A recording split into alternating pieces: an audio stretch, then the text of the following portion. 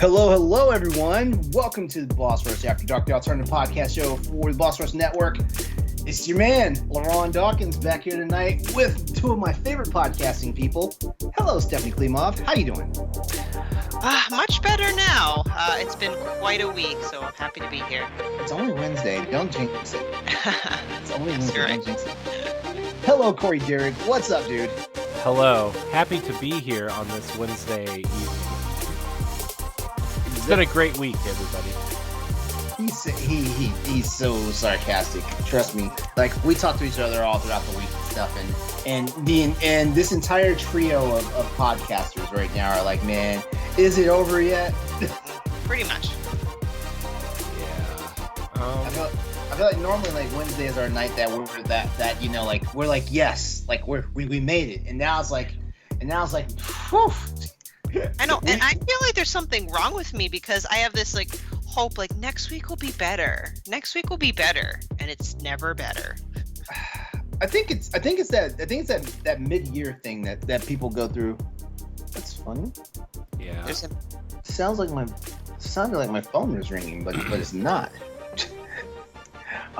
Yeah, like it's that mid-year thing that I feel like once we get to halfway through the year, we get these random like plateaus where it's like what am I doing here, and stuff like that. Like it happens once sometime like during late summer, and I feel like it happens again. If it doesn't happen right before the holiday period starts, it happens right before New Year's. Like for me, it's not that talking about the weather and seasons is terribly exciting, but I enjoy quote unquote summertime because the days are long. That's what I really enjoy. It keeps me awake and happy, and sun makes me happy. But I also hate heat and humidity. So I look forward to the fall and winter. They're my favorite time of year. Yes, I'm a basic bitch because I love pumpkin spice, but I also love the holidays. So when I'm midsummer, I kind of almost have this pressure on myself, like, especially so I'm from New England, so we have short summers. It doesn't last very long. So I feel this pressure to like go on trips, go to the beach, do these things before it's over. But at the same time, I don't know. I just feel pressure to get a lot of stuff in little time, and just time flies by. And yeah, I hear you. Yeah. It's a weird time. Yeah, go ahead, Corey. Go ahead. No, I was saying it's a weird time. It's a weird time. I don't know. Are we going for a happy-go-lucky topic tonight, or are we going for what's the vibe tonight? I want to. I have a topic. Should I say it out loud, and then we can kind of deliberate whether we want to talk because about it? that's gonna. As a matter of fact, if everybody has topics, let's say what our topics are, and then we'll figure out which ones we want to go after. No, what's your topic though? I want to know what it is. My topic is how bad is your temper? Temper karma. I like that one actually. How bad is your temper? I even had like a little setup for it. How are you one to be easily gaslit, or are you one of those people who you kind of like have this Zen thing until like shit really hits the fan and stuff like that? Yeah. That's so. But basically, my thing is let's talk about our tempers. Oh boy, I'm afraid of mine. if I'll be honest with you, I guess I'll start because I.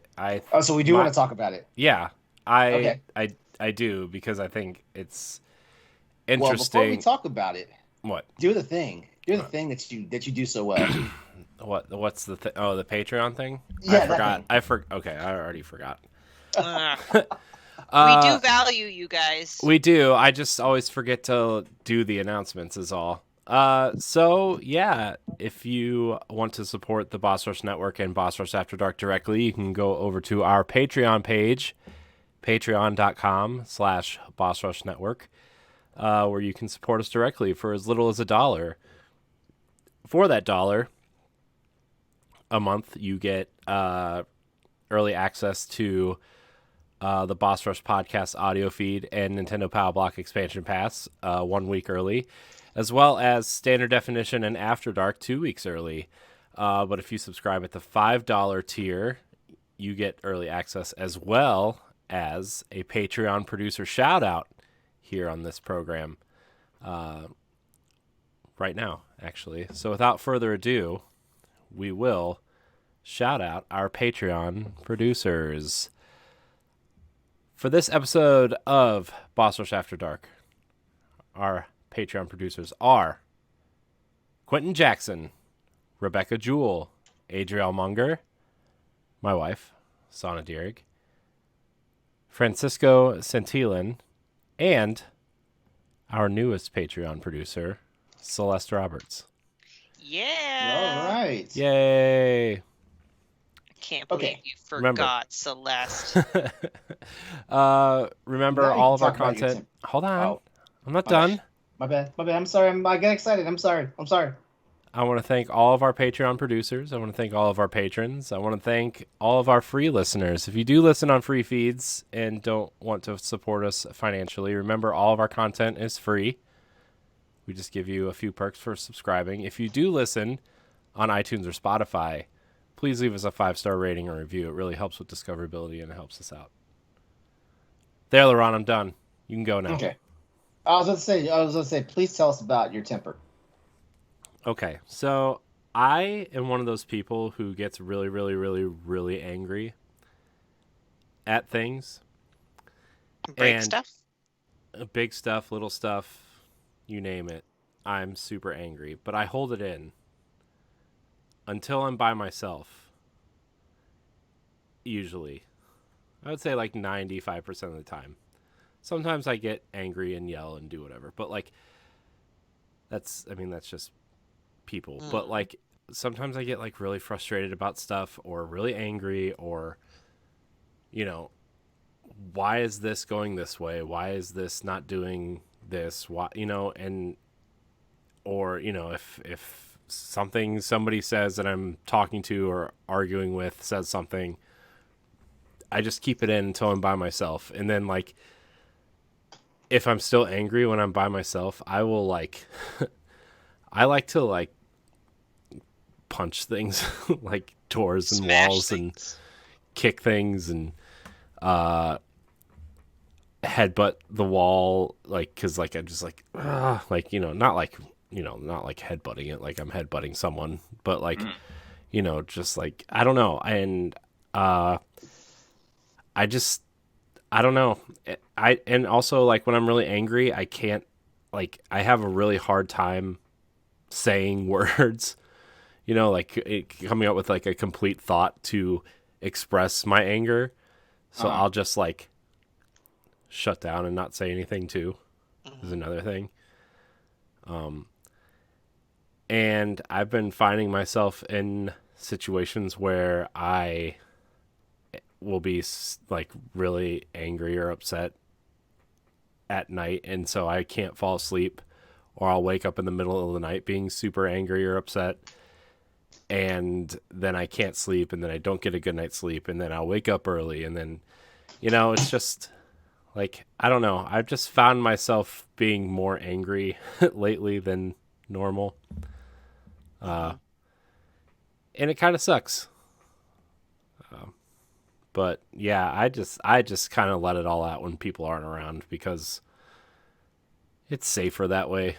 And, I don't want to like, not that I would ever like hit my wife or my kids or anything, but like, I just don't want to like show them that I'm that angry,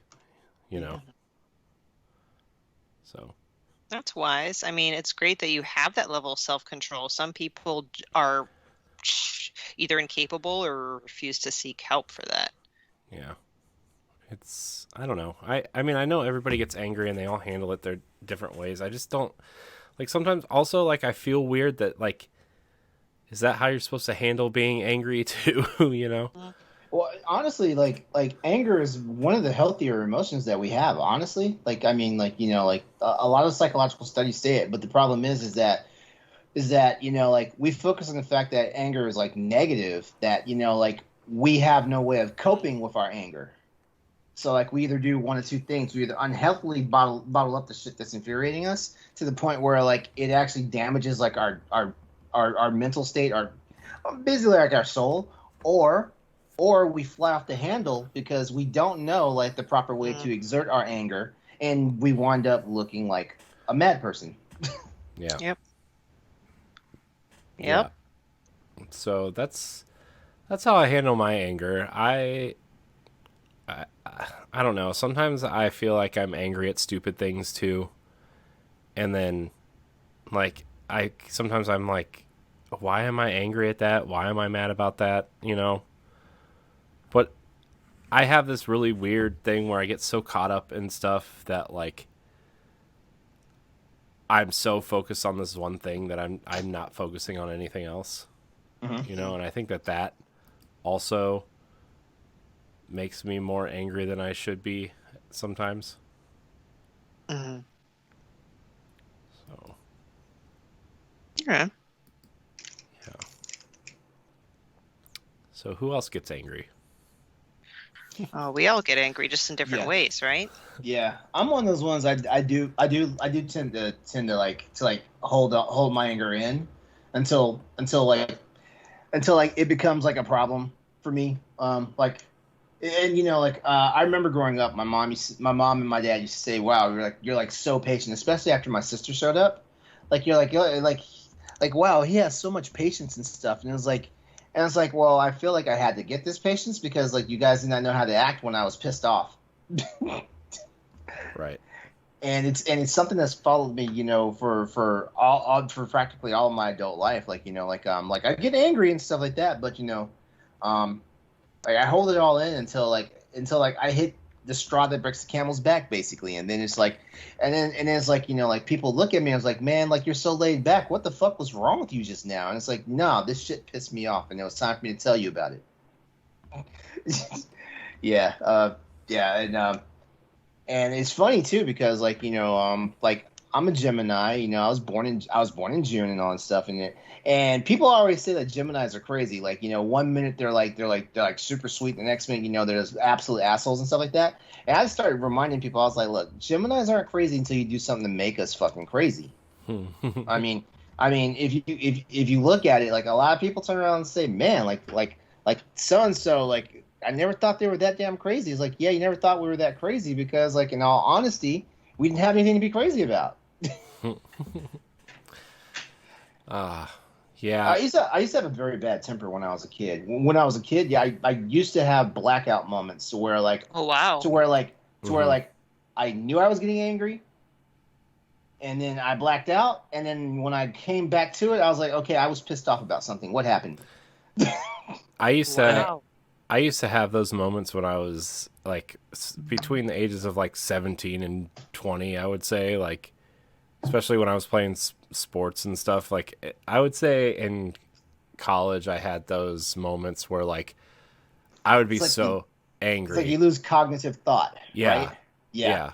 Like I remember this moment specifically.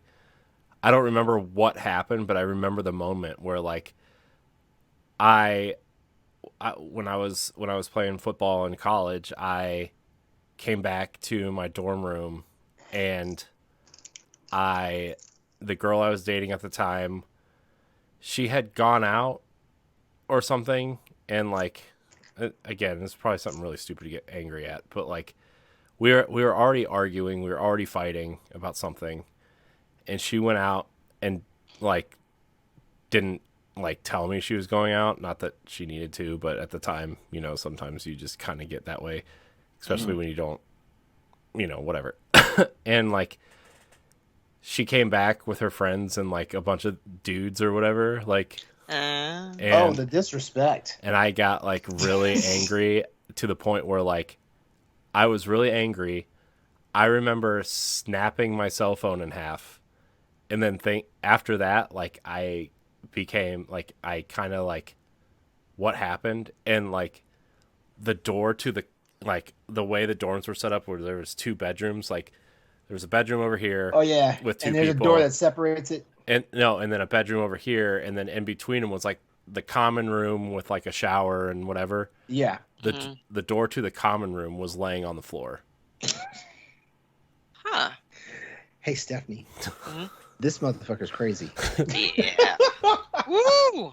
And so I was like, Ooh. and then I just remember my one roommate was like staring at me, like, and He was wondering if Yeah. he was gonna have to put you down.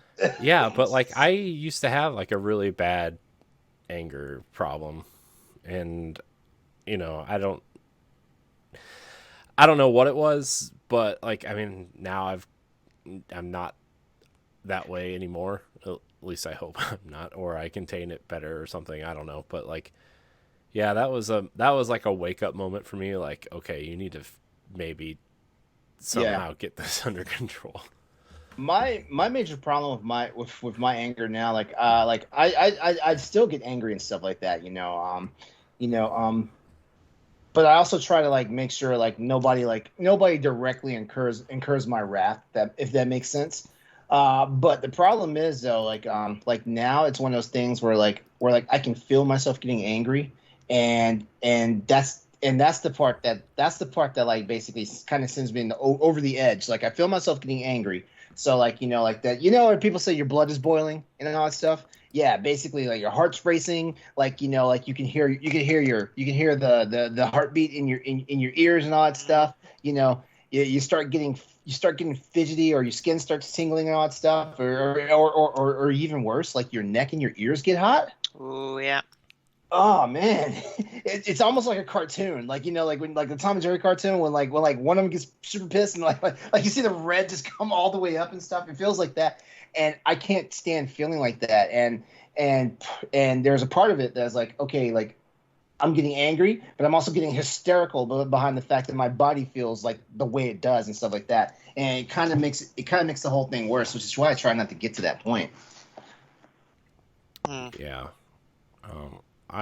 I also like I don't like how I feel when I'm angry either, and so like I think that's why I hold it in, to the point where like I hold I hold so much in that like sometimes I don't even know what I'm mad at anymore.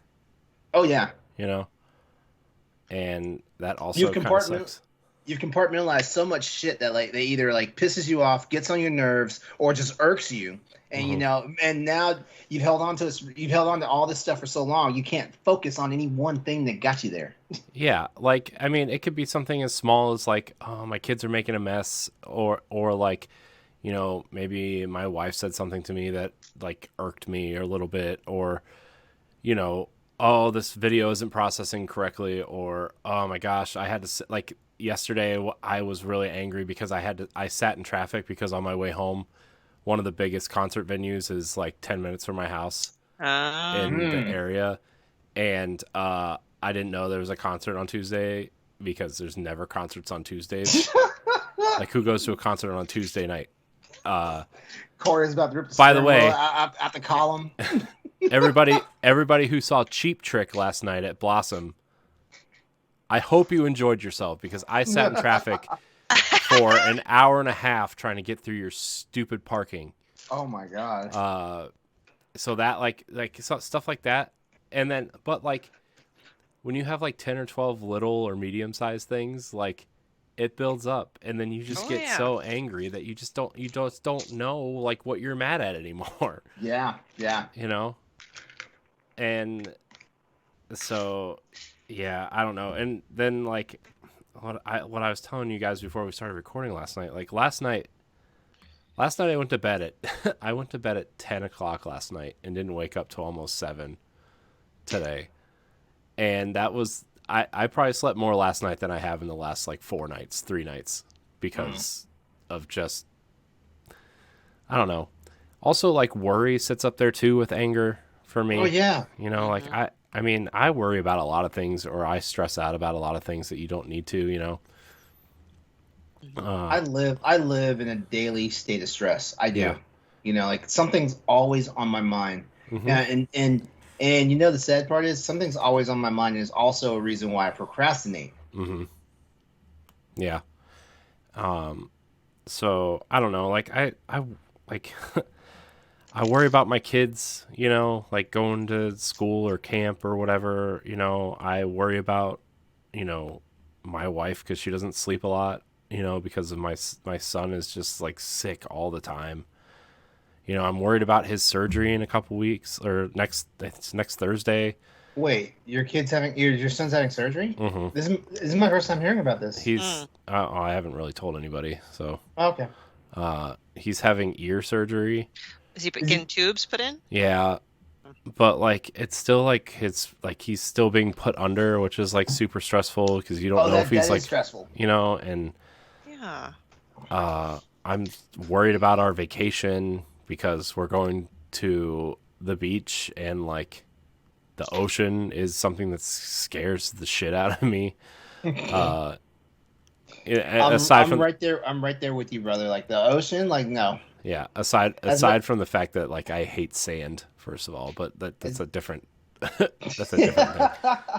You and me are the same person. But like that really stresses me out, and I don't know, like between the amount of stress and anger I've experienced the last like 2 or 3 weeks, maybe a month, it's just like, man, I just like then I fall into this place where like I just don't want to do anything, It's to that point where like I'm just like, oh my gosh, I just don't want to do anything, and I need to do things, and I need to finish things, and I need to get things done, and then I just don't want to do them, and I have to like force myself to do them, Mm-hmm. It's just I don't know. I saw a post today. Maybe it was, I don't know if it was one of you or what, but like I saw it and it was like, what's your biggest regret as a kid or something? And somebody said, when I was a kid, saying I wish I was an adult or something. Oh God, yes. I saw that somewhere. It might have been Facebook. Oh God, or Twitter yes. or something. What the fuck are we thinking? Like trying to be arrested to grow up. I constantly tell Nikolai, who clearly doesn't know what I'm talking about, but I says, when you get there, you're going to want to wish you'd grow up fast. Let me tell you, being an adult sucks. Well, I didn't say sucks. I said it's a steaming pile of poop, because that translates better. Mm-hmm. Yeah. Then he laughs and thinks it's funny. Yeah. And then, like, I know when I get in, like, a certain mood or whatever, like, I know I when it comes to, like, the podcast and stuff, like, I know I don't perform on a level that I'm comfortable with either. So like then that gets in my head, like, I just yeah. Yep. Okay. So for me, I think my parents have conditioned me to not have a temper, meaning my mom, I love her, just prefacing that I love her, has so much of a temper, there was no room for anyone else to have a temper. I'm not kidding. So my parents have an interesting dynamic. My dad, who's the Caucasian American, is calm, cool, collected for the most part. He had a very, very, very, very, or has a very long fuse. So it takes a lot to get him mad. And when he's mad, he's that silent, scary type of anger. Mm-hmm. Whereas my mom has the shortest fuse, shorter than my pinky. The smallest thing will trip her up, and she will rip your face off. And she's good at it. She is terrifying, absolutely terrifying. Her temper is I'm always walking on eggshells around her because I never know when she's going to get upset about something. Some things make sense. Most things are just illogical, or I don't understand. Like, I could just forget to say something to her and she won't talk to me for weeks. I think there was something where it was my birthday. And I think I forgot to call her to tell her something, and she wouldn't talk to me for 2-3 weeks. Okay. First of all, that's unhealthy. That's unhealthy behavior. Oh, it is. Oh, for sure it is. But that's just setting up the premise, whatever, that there was no room for me to have a temper. I wasn't allowed to have a temper. So now, as an adult, I think for the most part, I do get angry, like we all do. I don't manifest a type of a temper. I think I'm a little bit more like my dad. I have a very long fuse. And then when I do get mad, I guess the way I cope with it, because, gotta let that, I try to turn it into like a humorous anger, because I see on TV when people are angry, but in a funny way. Mhm. So that's why a lot of people, when I post stuff on Facebook, I don't do so much of that anymore. They don't get it. And they think like, why is that funny? That's not something to joke about. I'm like, no, this is how I cope with anger so I don't turn into a lunatic. So I'm not the kind of person that, punches or throws things or screams at people because I observed it in my mom and I'm like, I don't want to be like that. So Yeah. I never yell at people. I don't put my hands on people. At most, I'll like go to a friend and vent or just talk angrily to myself. Like if someone cuts me off and doesn't use their blinker on the highway and I almost die in a car accident, I'll curse to myself. 5 minutes later, I'll be better. That's my anger. But if you don't mind, I want to kind of share an experience with someone that was close to me just to kind of contrast. Was the last guy I dated, and it was significant because I've been with him kind of more or less 2 years. And this was after the divorce. He had a horrible temper. Looking back at it, I'm not really quite sure. But anyway, he was the opposite. He had the shortest fuse, got mad at the smallest, simplest things. And when he'd get mad, he would throw stuff. I never quite understood that either. And when I told my mom that, which is kind of ironic because she has a terrible temper too, she says, with guys like that who have a bad temper, he might break his phone or throw other things, but who knows down the line, it could be you he's throwing. Yeah. So I'm glad I'm out of that relationship. So I kind of made it a point that, again, anger is a normal emotion, but I personally cannot date someone or even be friends with someone who has a really nasty temper. I'm sorry. Like I would surround myself with people who know how to manage it. Yeah, like it's always alarming, when somebody's temper or how they channel their anger, it's alarming the ways people like channel their anger sometimes, and and it's one of those things. It's like, should I be afraid of this shit? Like what's going on right now? Like, do I need to put out a restraining order or some shit like that? Yeah, and it was always like for the smallest stuff too. It's not like I cheated on you, which I didn't, but I'm just saying like if I dropped a bomb like I cheated and then he got really mad, that would be kind of a measurable, reasonable response. But it could be something small like just squabbling over what someone said or didn't say. Like it's that small, I can't even remember what the scenario was about.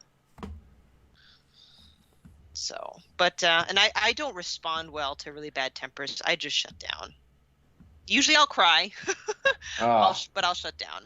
And not like I'm gonna cry to manipulate. No, I cry. I shut down and I cry because I'm like, I just want this to be over. But that was a little bit of psychology in my personal history that you guys probably didn't need to know, but I figured I'd share that. It's okay. It's okay.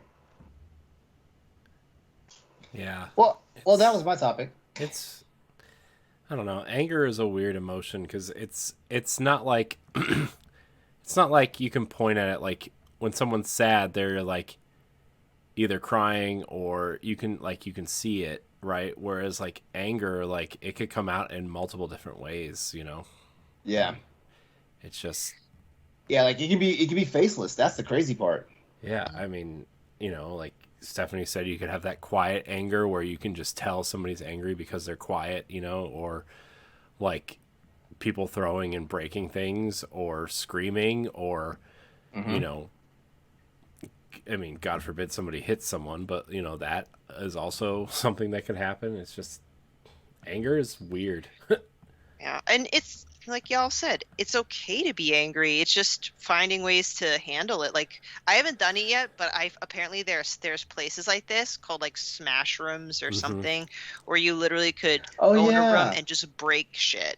Fine, go ahead. Like that, if it's a way to like channel that energy, go do it. I feel like it's one of those emotions. I don't know. I feel like, do you guys feel that other than happiness, it's almost like what's the word? Looked down upon for you to have any other emotion. You can't be sad, can't be depressed, can't be angry. Like those are bad emotions. You have to be happy. There's so much focus and pressure on being happy. As a grown ass man, like I can't be anything but like either I can either be neutral or I can be happy. Like anything else like makes everybody else like nervous. Right? And I think like I think a lot of people think if you're like upset or angry or something, something's wrong with you. And like, don't get me wrong, I don't want to take anything away from like people who suffer from mental health or depression, those types of issues. But like sometimes like sometimes there could just be like nothing wrong really. And you can just like, everybody always says like, oh, I just needed a good cry to let it out. Like you're allowed to feel sad for little to no reason. It's just, I don't know, it's yeah. And like I think LeRon, as men especially, like coming up in generations where like talking about your emotions or showing emotion was really looked down upon. Was a ginormous sign of weakness. Yeah. And still learning how to do that and like deal with those types of things to this day. I mean, my wife has really helped me out with stuff like that, but like I still suck at it. And what's crazy about that though, right, is like it's like we're being deprogrammed now, like from all that stuff that we were taught like growing up and stuff. And now we feel so ashamed and stuff to even talk about it, like it's like you're damned if you do, you're damned if you don't, because it's like okay, like this is really what's wrong with me, like we'll talk this stuff out, and at the end of it, like like we're a crying mess because like we're at conflict with ourselves because like we were there's still part of us that says I really shouldn't have told this to like somebody, but at the same time, I was like I know I needed the help, Yeah. I remember when I was a kid. And again, like I know this might sound like I don't like my parents because I've been kind of talking about them. That's not the case. I love them, but sure doesn't sound like it. I don't know. Maybe I have a resting bitch face, but like my normal face, feet, whatever, is like this. Like I'm not naturally smiling all the time. I just have like this is my steady state, and that doesn't mean I'm miserable. Does not mean I'm sad. I'm just here. And I hated it when my dad would catch me in those states, just minding my own business. And he'd be like, smile. What's wrong with you? Why aren't you happy? You need to be happy and smiling. I'm like, I'm not upset. He's like, smile. Like I would get grounded for not smiling. Which I hope now that men know that that's not a thing you're supposed to tell any female. You're not supposed to do that. Like in all honesty, that's triggering. Yeah. I was punished for not being happy. I'm like, excuse me, like yeah. Oh God, like yeah, like you couldn't be too emotional growing up in my house. You couldn't be too emotional, like if something, especially something your parents did pissed you off, like you couldn't tell them that you were mad behind something they did. You couldn't tell them that. No, that was like a sign of disrespect, or you couldn't correct your parent when they were doing something wrong, yeah, stuff like that, Yeah. Or like my favorite one, doesn't have anything to do with like emotion or anything, but like when I was in middle school and high school, like my mom, like I didn't really have a lot of friends, like really at all, and my mom would she would use this phrase, socially retarded. Oh. Because I didn't have any friends, and she would call me that a lot, as well as other things. But God, that's terrible. I feel like our parents bullied us a lot worse than the average kid at school ever did. Sometimes I feel that way. Why would they feel like it's okay to talk to their kids like that? I know. I don't know. Like, don't get me wrong. Like, I love my parents. I love my mom and stuff. They do a lot for us. And like when I got older, like they, my mom especially became less like, and I know like to an extent, like she just wanted the best for us as kids and stuff, right? Oh, yeah. But like, I think a lot of parents that are worth their salt are like that. Yeah. They want the best for their kids, but at the same time, they do stuff that's if it's not borderline traumatizing, it is traumatizing. Yeah. And I'm trying to understand that psyche. Sorry, like we're kind of veering off topic, but as a parent, Like, I'm trying to figure out how I want to parent. I'm like, it's kind of sad. This is how I think. How am I going to raise my kid with the least amount of trauma? Mhm. Because I know there's going to be some way I traumatize my kid. I just feel like that's a circle of life. Parents traumatize their kids, and when they grow up, they traumatize their kids. Yeah. Obviously, I want to be mindful and do it the least as possible. I just don't know, like, were my parents mindful when they called or said certain things to me? Because, like I said, I know I'll screw up my son in one way or another, but I would never call him the R word. Yeah. In any way, shape, or form. I would never tell him, don't use your emotions. You can't stop crying. Don't be a pussy or any of those things that is horrible to say to people. But we were all called stuff like that. Mm-hmm. Or even something my mom said. Sorry, last thing. My mom says, I never wanted to have you. Like, stuff like that. Oh, why? Yeah. my wife gets that. Aww. I get it. Like, our parents are basically completing the circle of trauma that was inflicted upon them from their parents, and that was inflicted upon them from their parents and stuff. It's a cycle of trauma and stuff like that. And like a lot of, and then what's crazy about it is, like, when you become a parent and stuff, and you actually are doing stuff to break that cycle of trauma, then your elders are like, what's wrong with you? Like, that's not the way you're supposed to be handling that child. Mm-hmm. Yeah, my mom says I spoil my kid, which I take offense to, because trust me, I'm doing my best to combine both, like, the Eastern and Western mindset of parenting. Like, I'm actually a pretty strict parent compared to what I've seen. Like, I can be a hard ass, but I'm also not going to tell my son I wish he was never born. That's different. Yeah, exactly. That's different. Yeah, like, and the thing about it is, like, you know what, I feel like in all honesty, like, kids feel words a lot longer than they feel like a spanking or anything like that, you know, like shit, like, you know, like I remember some of the shit that my parents told me when I was growing up, and like at 47 years old, like, it's still something that comes to the front of my mind every once in a while, and it's like fuck, you know, it's like I endured that shit, or even worse, I believe that shit, you know. Mm-hmm.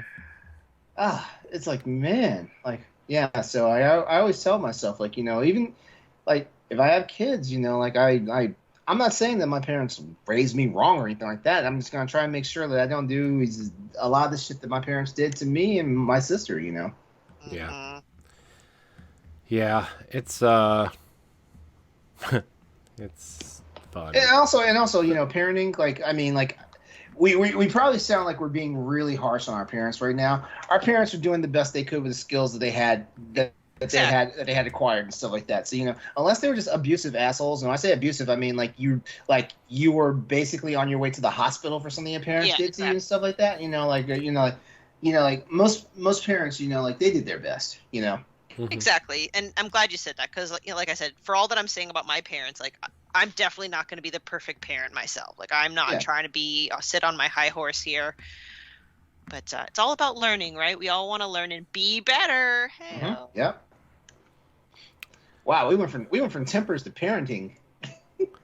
Yeah, sorry, just it's no. It's okay, because no, honestly, I also think the way our parents raised us also, like, has a bearing on how, like, we deal with our temper and our anger and our and to an extent, to, like, our other emotions, you know, and stuff like that. You know, the spectrum of emotions, like, you know, being told that you need to be happy all the time, that's not cool. Just like being told that, you know, like, you shouldn't cry every time you get hurt, that's not cool either. Yeah. You know? Oh, wanna, like, what's or really heaven or heaven forbid you're actually depressed, and, like, no, there's no such thing as depression. Like, no, like, you can't be sad about that. You know? And they don't understand that depression and sadness is not the same thing. Like it's like there's, like, the words are synonyms, but they are not the same thing. Depression is an actual medical condition, whereas sadness is a state of being. Amen. Mm-hmm. But you want to hear a cool kind of? Yes, please. Cool. So there, you know, culturally, I don't know if you hear, like, little isms and stuff like that. So I think it's Chinese kind of ism, or I don't know what you want to. Anyway, the point is how to tell if someone has a bad temper or not. And it's funny, if your earlobes are connected, that means you have a bad temper. But if your earlobes are not connected, you're a person that does not have. That's weird, because I am told I have a bad temper. My earlobes are not connected. Mm-hmm. Oh, You mean see, where it's you mean where it joins Yeah. the side the back of the back of your yeah, your it's jaw. supposed to be if your earlobes are connected, you have a hot temper. Or Oh, if they aren't. are connected. Oh, are connected. Okay. Obviously, that's not science Yeah. true, but I just always thought it was funny because my mom's earlobe is connected, my dad's isn't. But yeah, it's not. But I just thought I'd share. Like she would tell me that. So my earlobes are connected. So she would like tell me as a kid, "You're gonna have a nasty temper." I'm like, okay. Bring it. And look at me, I'm like the biggest wuss in the world that can't stand up to her own shadow. So sorry, Mom, you're wrong. Corey, tell us about your earlobes. They are not connected. All right, see, it's just a farce. I've been lied to. Yeah, exactly. Because us dudes are unconnected earlobes getting blackout angry and shit, and then looking around like what I missed, like like there was some like raging party like that happened and you slept through it or something. Yeah. Yeah. No yawning on us. I know. I'm sorry. Okay. By the way, if we're done with this topic, Mm-hmm. I think we're done. I think we put to bed. Yeah, thanks, LeRon. That's a nice one. I You're full of great ideas tonight. Oh, thanks. I sent you guys a new short story in the chat, in our text chat. Oh. What was it That's weird. called? That's weird. I didn't hear my phone. No, this I was get it. earlier today. Oh, okay. This was Conquered by Clippy. yeah. Oh, that yes, I saw that. Book 2 of 7, Digital Desires. I need to see what his other books are of Digital Desires. Yeah, look them up. Let's read the descriptions of these because they're funny. I think everybody needs a good laugh right now. Yeah. Man. Yeah, so while we're looking that up, so Corey has texted us earlier today that he found a very X-rated type story on Amazon, but it's not your typical topic or premise, right? Yeah, it's it's an erotic short story called "Conquered by Clippy." And Clippy, for those who don't know, is the little paperclip mascot from Microsoft Office. It's just like what is this? Oh my gosh. I'm trying to get to it. Oh, Here it is. Oh my gosh, yes! I need to oh my gosh, this is gonna be awesome. So you're gonna gosh. see. Let's see. Okay.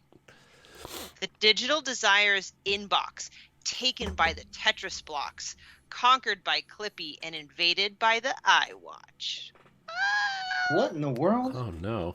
All right, can I start reading some of this? Yes, please. Yeah, please. Oh no, it's not. Okay. So this is taken by Tetris blocks. And if you guys pull this up and you want to read the other one, because there's 3 of them, so maybe you can read one each. Anyway, taken by the Tetris blocks. When blocks started falling from the sky, Christy Ackerlund welcomed the excitement.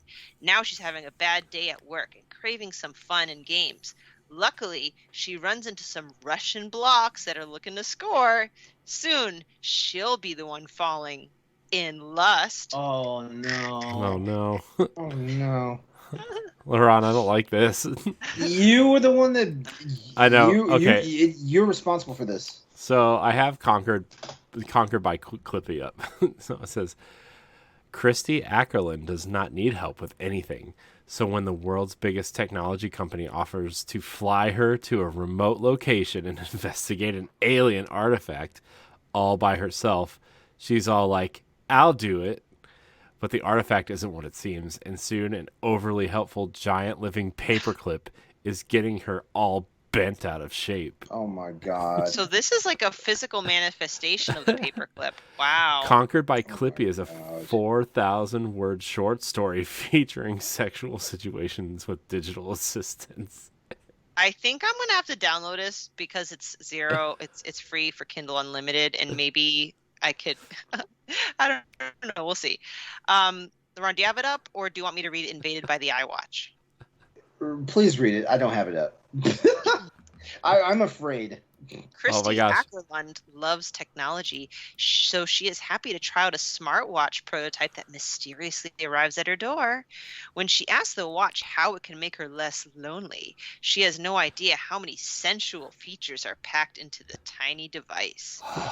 Discover, and I think this is like a overall description of the set.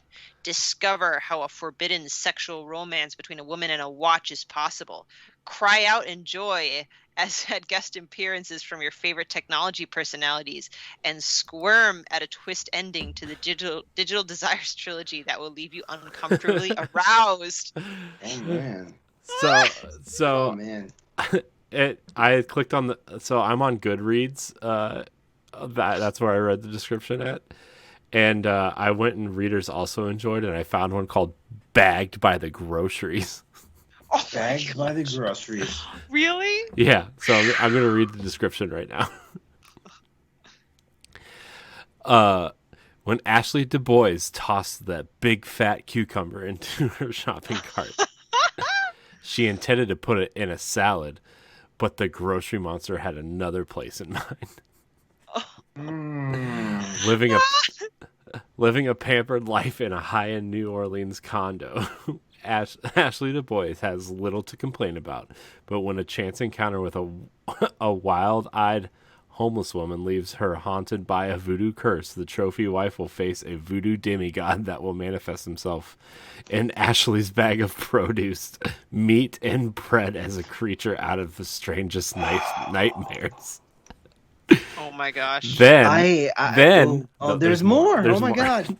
Then the grocery monster will make her steamiest dreams come true, and we all know what's going to happen with that cucumber.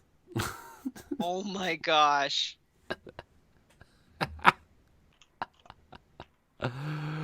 Oh god. Oh my goodness. I need to try and find some more to read because this is great. Let's see. What the heck? This might not be as funny, but it's the picture that's got me curious. Oh my gosh, no, I'm reading this one. What's it called? I don't know if I want to read this now. All right. Oh Nope. my gosh. Nope, I'm this reading. Guy. I'm reading. Can I? All right, my turn. Okay. Pounded by Pluto, the crappiest planet. That's funny. Mine's also about poo. You need to see a picture of this cover. Hold on. Pounded by Pluto. No, seriously, look at the cover. I don't want to live on this planet anymore. It's a common thought after seeing what ridiculous crap gets published on the internet. Well, astrophysical adventurer Tyson Daniil Grassbone is taking it literally and moving to Pluto, which can't be any worse than Earth. He's in for a surprise when Pluto wants to engage in a little seismic activity. The only question is, wait, what? How? Pounded by Pluto is a 5,000-word short story with a universal appeal? Oh my god. Oh my gosh. This I can't even read the title. It's so bad. The Perfect Poo, a fiery fecal romance. Oh, wait, romance? Are you serious? No. We don't even know. Skip. Pass. Have you ever needed to go so bad it hurt? And when you finally went, how did it make you feel? Good? Of course it did. Don't be afraid to admit it. Stella Stipsy hadn't been to the bathroom in so long, she'd forgotten how good a satisfying poo can be. Until one day she lays one out that makes her feel so alive, she realizes something that exhilarating must have a higher purpose. It must be here for a reason. Because when you have the perfect poo, our emotions can get the better of us, or could it really be true love? This book is 40 pages of falling in love with a good poop. Oh my gosh. Pulled hard, ravished by the voting machine. Julia planned to watch this train wreck of an election with a martini in her hand. But first, she had to stop and do her civic duty. She never imagined that her civic duty might do her. When the voting machine comes to life with an agenda of its own, Julia realizes no matter which candidate she votes for, she's screwed. Oh my God. Paddled by Krampus, A Christmas Story. This can't be that bad. A kinky holiday tale of strict discipline, hard spankings, and a monstrously large cock. Oh my gosh, why is this description so long? Alvina is a very bad girl. Instead of learning magic from her kind Master Jareth, she naps during lessons, lies, and steals his magic potions. When she overhears Jareth speak his miraculous pleasure potion, she can't resist stealing some for herself. In the dead of night, she guzzles the brew. Guzzles, I hate that word so much. Guzzles the brew. And is overwhelmed by uncontrollable magical orgasms. Unlucky for her, Krampus, the monstrous punisher of the wicked, is wandering the woods on the night of her deceitful deed and decides to punish her for her misbehavior. Oh my God. There's more. No. Alvina is given a hard paddling by Krampus, helpless to escape as her magical arousal keeps her trapped in sensations of pleasure and pain. She's manhandled easily by the massive man-beast, dangled in the air and suspended to kick and struggle as she's spanked. Soon Alvina is begging for release, desperate to be stretched by Krampus's massive cock filled with his seed. Oh my gosh. God. Alvina receives a final painful caning from her handsome master Jareth as Krampus instructs him in the ways of punishing his wayward apprentice. Wow. This kinky erotic short story is written in third-person POV and is about 12,000 words in length. 12,000 words. 12,000 words of being paddled and caned. Oh, Warning, this book contains scenes of kinky fantasy play and rough sex. It is intended for adult audiences only. Thank goodness. I'm sure. These are the kinks within: erotic humiliation, scolding, spanking, flogging, monster fucking, extra large penetration, manhandling, blowjobs, begging, crying, restraint, size difference, semen cream pies. Wait, what? Wait. What size difference? What? I don't know. Briefly mentioned age gap. Also, a pine tree gets involved. Oh no! You probably shouldn't put pine needles in your genitals. You can if you want, but you probably shouldn't just read it there. instead. No, we're gonna keep going. That might take the cake, though. Oh my God! Hold on, there's one about Santa too.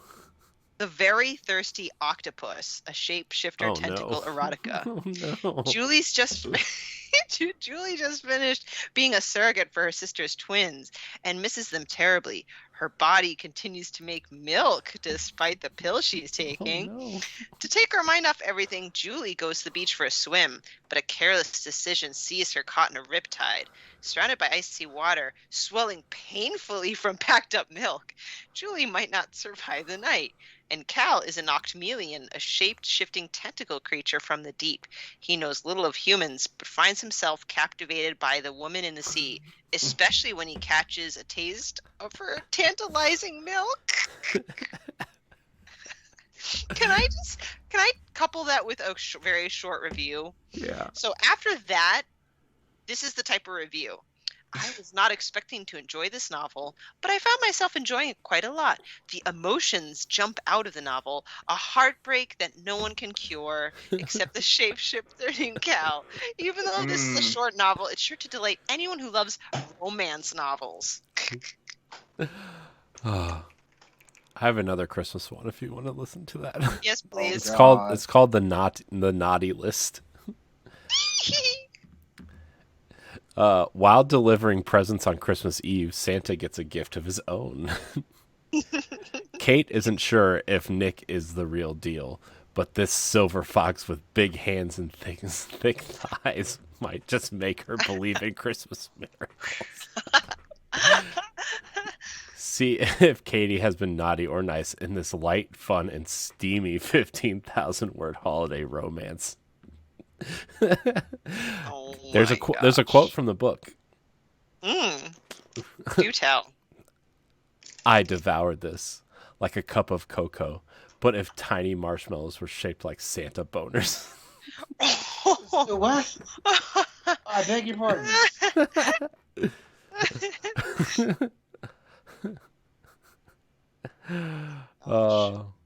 Okay, ready?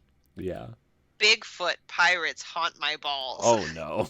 Oh, Oh God. no. After years of having their natural habitat encroached upon, big feet are finally forced to leave the forest and head out to the open ocean. At first, we think it's the last we'll ever see of them until Bigfoot piracy becomes rampant across the seven seas. When the most notorious Bigfoot pirate, Lorco the Black, is killed off the coast of Santa Monica, a man named Andy begins to feel a mysterious throbbing in his balls. No. After a trip to the In doctor, his balls? after a trip to the doctor, Andy soon learns that what seemed to be a coincidence is actually an acute case of haunted balls, and the only prescription is a Bigfoot ghost pirate gangbang.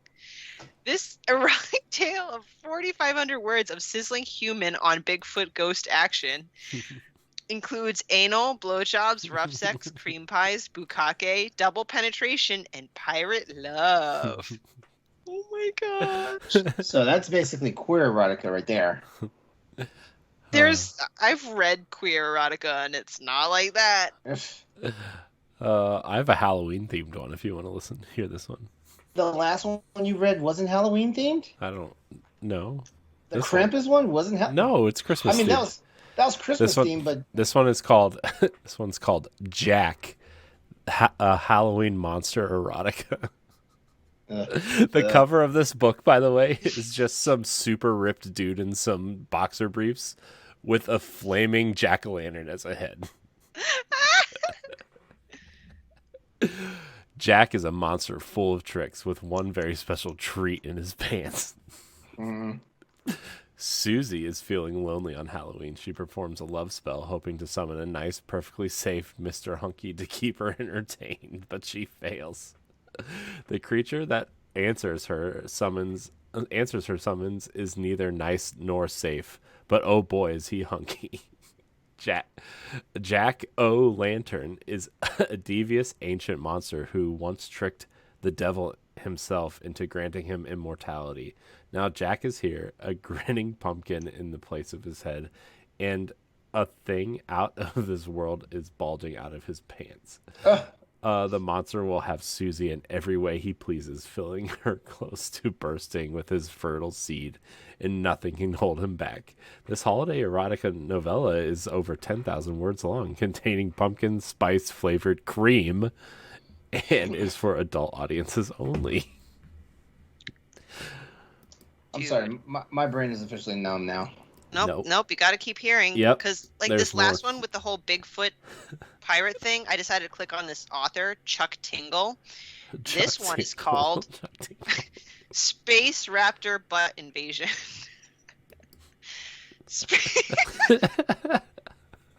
Space can be a lonely place, especially when you're stationed by yourself on a distant planet's orbit. In fact, Lance isn't quite sure that he can last the whole year before his shuttle pod arrives, but when a mysterious visitor appears at Lance's terraforming station, he quickly realizes he might not be so long after all. Soon enough, Lance becomes close with this new mysterious astronaut, a velociraptor. Together, they form a likely duo, which becomes cross boundaries of friendship into something more sensual. It's not gay if it's a man and a dinosaur, is it? Oh, I could have done without that. I know, but there's a quote. Pound me like the homeless space boy that I am. Oh, That's horrible. It's horrible. would you look at the time, y'all? And there's a person who left a review, and there's a picture of her topless with her Kindle covering her, and it says, "I want Chuck Tingle to come on my Nook." Oh, Lord. Oh Lord. That was so wrong. This one's called Santa Baby. By the way, it's just some like ripped dude on the cover with a black trench coat showing off his like 30-pack abs and like silver fox hair beard thing going Jesus Christ. on. We're messing around when we call our boss Santa, but trust us, I'd die to sit on more than his knee. Jack is burly and bearded with silver in his hair. He's generous and kind, and he always knows when we've been bad. But while the storybook Santa rides the sleigh, he rides a motorbike, and he runs the North Pole, not a whiskey-soaked bar. Jack took me in when I ran away. He gave me a job, and I put a roof over my head. He's given me so much already, but now I want more. Please, Santa, I know exactly what I want to hear. Oh my God. Santa Baby is a short and steamy age gap insta love story where the hottest holiday wishes come true. Man. Can I please read at least one more? Yeah. Because I can't. This is also by Chuck Tingle. And the cover is a shirtless guy with a towel on around his waist with a Tide Pod with another man's face in the Tide Pod. Huh? Slammed in the butt by my handsome laundry detergent pot. Greg is late for car show, but thanks to some high-octane intensity behind the wheel, he arrives just in time for check-in. Unfortunately, his ride is now covered in mud and dirt just an hour before the show starts. After hearing about a secret car wash in the hills nearby, Greg visits to find a mysterious cloaked cleaning expert. It's soon revealed that this enigmatic bad boy is actually a handsome, sentient laundry detergent pod in disguise. Soon enough, Greg and the gorgeous red and blue cleaning tool find themselves wrapped up in a hardcore affair that is sure to have them both sparkling, clean, and covered in suds. That sounds nasty. This erotic tale is 4,100 words of sizzling human on handsome living detergent pot action, including anal, blowjobs, rough sex, facials, and physically manifested laundry paraphernalia love. Wow. Well. LeRon, do you want to hear one more? No, I don't. It's called the Christmas tattoo. Oh, God. Please.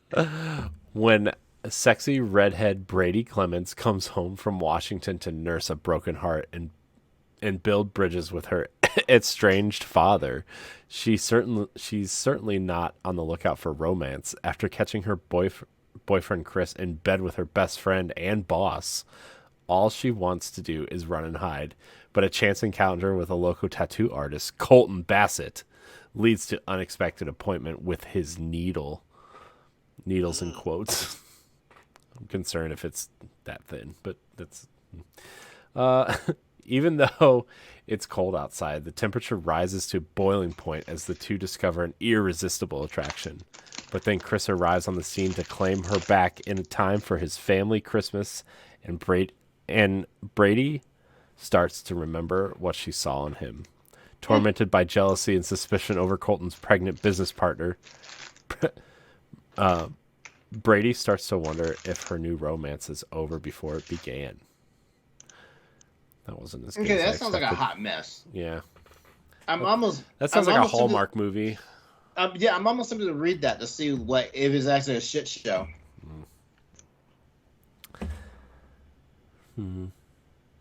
Awesome erotic romance, it says. Is that a review? Is that a review? No, this is a section on Goodreads. There's Wicked Wonderland, Waking the Witch. I'm just reading the title of this. The fear of the unknown gives my butt pause, and then I realize how powerful and unique I am, and we pound enthusiastically. That's a title. That's a title? Are you talking about a sex toy? What are you talking about? So it's about an astronomer He Wait, calls. we're not on the Pounded by Pluto thing again, are we? No, we're not. Grendo Okay. calls on the physical manifestation of his fear of the unknown and asks him to dinner. So it's like some weird existential human manifestation of something that results in hardcore anal pounding. Oh God. Hardcore anal pounding. That this seems to be this guy's theme, and he gets like really great. He seems to have a very serious following. Okay. Woo! All right. Thanks, Clippy. You started it all. Yeah. What was that one called? Something Conquered by Clippy. Conquered by Clippy. Clippy. Wow, this like in that meme or GIF from the Anchorman movie, that escalated quickly. Yeah. That was good. That was good. We need to do this more often. Yeah. No, we don't. Yes, we do, LeRon. No, we don't. Yeah, we do. I feel like I've been bad touched so many times tonight now. Come on.